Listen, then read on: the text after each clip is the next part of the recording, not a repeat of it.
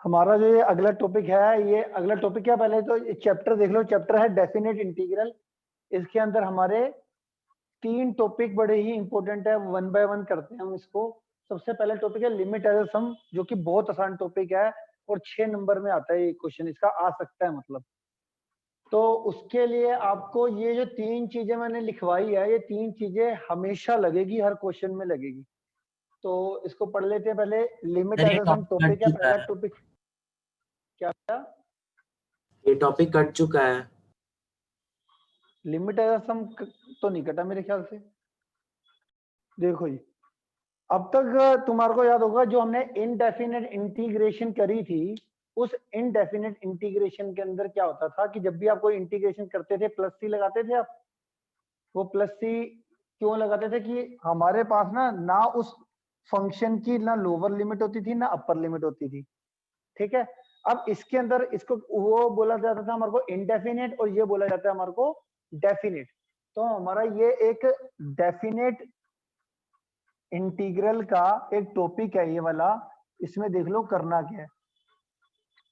Example के तौर पे मैं आपको एक इंटीग्रेशन देता हूं, एक्स का क्यूब डी एक्स। एक्स का क्यूब डी एक्स, मैंने ये आपको एक इंटीग्रेशन दे दी। अब x का क्यूब dx की इंटीग्रेशन के ना हमेशा यहाँ पे लिखा होगा, जैसे मान लो लिख दिया 1 और 2। तो 1 और 2 का मतलब था x की वैल्यू, x की इंटीग्रेशन, इसकी इंटीग्रेशन किसके विद रिस्पेक्ट टू कर रहे हो, x के। तो x की लिमिट दी होती है, x की वैल्यू 1 से लेकर x की वैल्यू 2 तक। मतलब ये वाली जो चीज है ये बाउंडेड है। इसकी एप्लीकेशन भी मैं आपको करवाऊंगा कि हाँ भाई इसका प्रैक्टिकल विजिबल आपको देखने में कैसा लगेगा। तो फिलहाल के लिए आप देखो करना क्या है इस एक्सरसाइज के अंदर। जो आप इंटीग्रेशन जनरल करते थे, इसकी इंटीग्रेशन कैसे करते थे, पावर में एक ज्यादा वही पावर नीचे। ठीक है। x की वैल्यू 1 से लेकर x की वैल्यू 2। x, ये जो 1 से 2 मैंने एज इट इज लिख दी। ठीक है। अब आपने क्या करना है, एक बारी यहां पर ये वाली लिमिट पुट करनी है। x की जगह पे एक बार ये 2 पुट करो, 2 की पावर 4 अपॉन 4, ब्रैकेट में पा दो वैल्यू को, फिर बीच में हमेशा माइनस आएगा। फिर ये x की जगह पे ये वाली वैल्यू पुट कर दो, 1 की पावर 4 अपॉन 4। तो ये कितना है, 16 अपॉन 4 माइनस 1 अपॉन 4। ये 16 माइनस 1 15 अपॉन 4। ये हमारा आंसर आ गया। ठीक है। इस पूरी की पूरी पूरे चैप्टर में मुझे एज सच कुछ भी इस एक्सरसाइज के अंदर स्पेशली कुछ भी मुझे करवाने की जरूरत नहीं है। कि सारी की सारी एक्सरसाइज ना तुम्हारी इंटीग्रेशन को रिवाइज कराएगी। तो इस पूरी एक्सरसाइज को आपने खुद ही सोल्व करना है। अब खुद सोल्व करने के लिए पहले आपको इंटीग्रेशन जितना भी था थोड़ा बहुत बेसिक गो थ्रू कर कर उसके बाद आपने इसको स्टार्ट करना है कि भैया मैंने इंटीग्रेशन जो बेसिक इंटीग्रेशन कराई थी ना, मिनिमम पहले वो रिवाइज कर लेना एक बार, और जितने फॉर्मूले हैं वो रिवाइज कर लेना। उसके बाद इस एक्सरसाइज को करना, क्योंकि इसमें रैंडम क्वेश्चन आएंगे। इंटीग्रेशन करने के बाद सब में वही काम करना है। एक बारी x की जगह पे अपर लिमिट माइनस एक बारी x की जगह पे लोअर लिमिट, ये हमारे को करना है।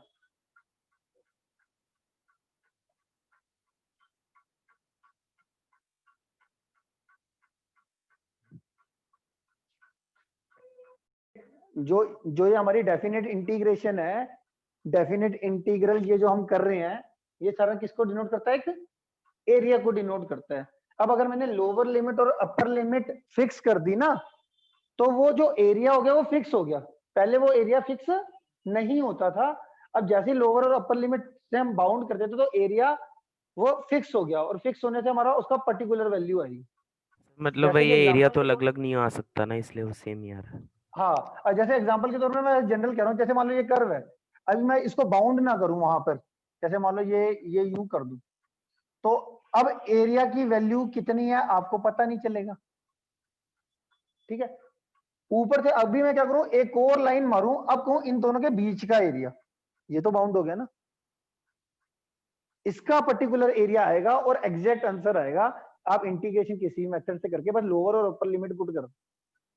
तो लोअर अपर लिमिट का मतलब होता है कि एरिया हमारा बाउंड हो गया, एरिया बाउंड। फिर बाउंड इसमें भी कहाँ आएगा, वो लाइंस तो कंटिन्यू रहेंगी ना, तो वो ऊपर आगे तक कंटिन्यू रहेगा एरिया, नीचे से भी कंटिन्यू आगे रहेगा। आगे तक क्यों कंटिन्यू रह गया? जब मैं तुम्हारे को कह रहा हूँ, जैसे मान लो मैंने ये ले लिया x की वैल्यू 3 से लेके x की वैल्यू 5 तक का एरिया निकालना है, तो हमने आगे का एरिया क्यों काउंट करना है भाई? नहीं सर, टू द लेफ्ट कह रहा हूँ, वो तो लाइन के अंदर का दो पैरेलल, मतलब दो लाइंस है, उनके बीच का एरिया तो आगे तक चलता ही रहेगा ना, एक ही जगह मीट करेगी ना, अगर मीट भी करेगी तो। लेफ्ट और राइट में कह रहा है वो। ये पूरा बाउंड हो जाता है ना, यानी ये भी बाउंड हो जाता है, ये भी बाउंड हो जाता है। हाँ तो पूरा फर्स्ट है। क्वाड्रेंट के अंदर एरिया का हो ना। अरे वो मैं बता तो रहा हूँ, वो कंडीशंस आपको क्लियर होगी क्वेश्चन के अकॉर्डिंग। अभी अच्छा, तो मैं आपको जनरल समझा रहा हूँ, जनरल ठीक है, समझा रहा हूँ। जैसे चारों तरफ से एरिया हो जाएगा, जैसे मान लो मैंने ये कहा, ये करा, ये करा और ये एरिया आ गया। अब हाँ ये तो ऐसे एरिया पूछ की रहा वैल्यू सेम ही होगी ना। तो इसमें क्या होता है, लोअर लिमिट और अपर लिमिट क्या करती है, एक पर्टिकुलर एरिया बाउंड कर देती है, और उस बाउंड कर लोअर लिमिट अपर लिमिट की वजह से ही हो पाता है ये काम। ठीक है सर। ठीक है, इसीलिए हमेशा इसका आंसर सेम आता है, फिक्स आता है हमेशा। ठीक है, तो ये cos 2x की इंटीग्रेशन अगर हम करते हैं 0 से π/2 में, तो cos 2x की इंटीग्रेशन कितनी होती है, sin 2x, 2x का डेरिवेटिव 2, 0 से π/2, एक बारी x को अपर लिमिट से रिप्लेस, फिर बीच में माइनस, फिर x को एक बारी लोअर लिमिट, मतलब एक बारी x की जगह पे π/2 लिख के ब्रैकेट, फिर बीच में माइनस, फिर x को एक बारी 0 पुट करना है, sin 2 इंटू 0/2, ये आ जाएगा 2 से 2 कट गया, साइन पाई कितना होता है बताओ?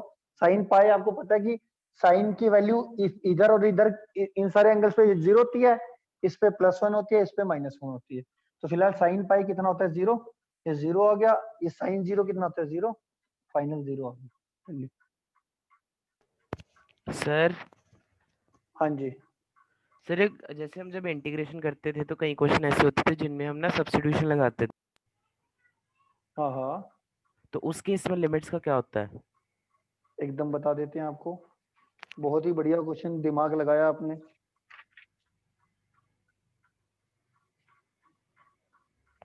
सारा पहले मेरे को करके कोई फिर दोबारा करना है या फिर कुछ और है?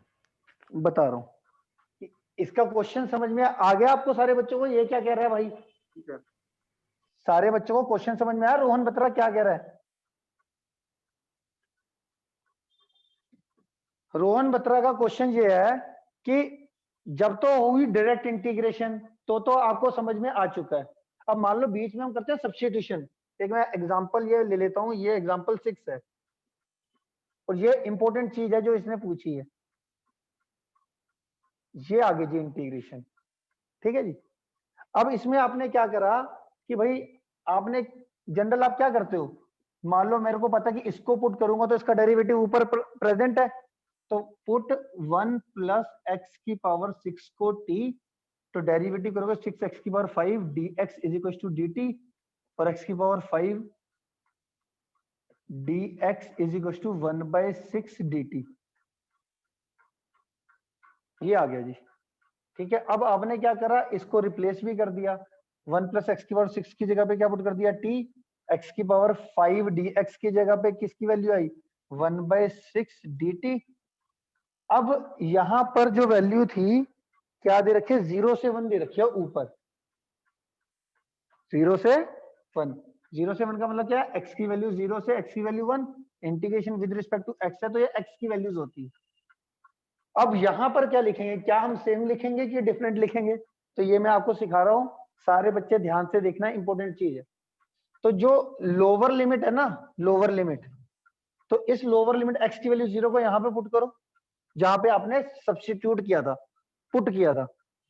तो x की जगह पे 0 अगर मैं पुट करता हूँ, t की वैल्यू कितनी आई, तो t की वैल्यू 1, लोअर लिमिट के कोरस्पोंडिंग आपने लोअर लिमिट निकाल दी। अपर क्या था, x की वैल्यू 1, x की वैल्यू 1 यहाँ पे पुट करो, 1 + 1 2, ये आ जाएगा t की वैल्यू 2।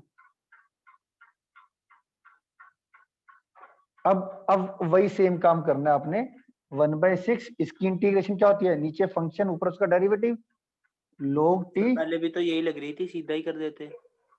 t से 1 से लेकर t से 2,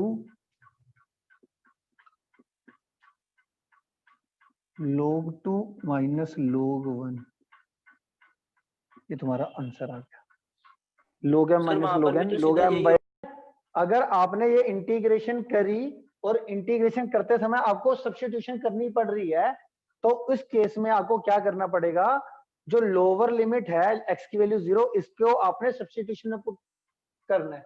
तो आपके t की वैल्यू निकालनी है। देखो यहाँ पे integration with respect to x हो रही थी, अब जब आप पुट कर रहे हो तो सारा के सारा फंक्शन किसमें आएगा, t में, तो यहाँ पे वैल्यू भी किसकी आएगी, t की आएगी ना।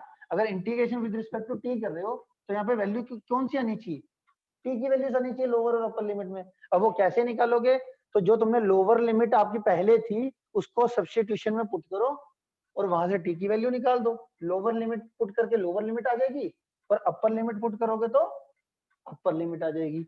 अब कॉन्सेप्ट फिर से सेम हो गया, वही इंटीग्रेशन करके एक बारी t को अपर लिमिट से रिप्लेस कर देना, एक बारी t को लोअर लिमिट से रिप्लेस कर देना, बीच में हमेशा सर माइनस मतलब इसमें जैसे हमें सिर्फ सीधा वैल्यू निकालनी थी तो भाई दोबारा से x में तो आप तब करोगे जब t में रह जाएगा, जब आपने इंटीग्रेशन करके फाइनल आंसर ही तुम्हारा कांस्टेंट में आ रहा है, फाइनल आंसर तो हमारा कांस्टेंट में आएगा ना।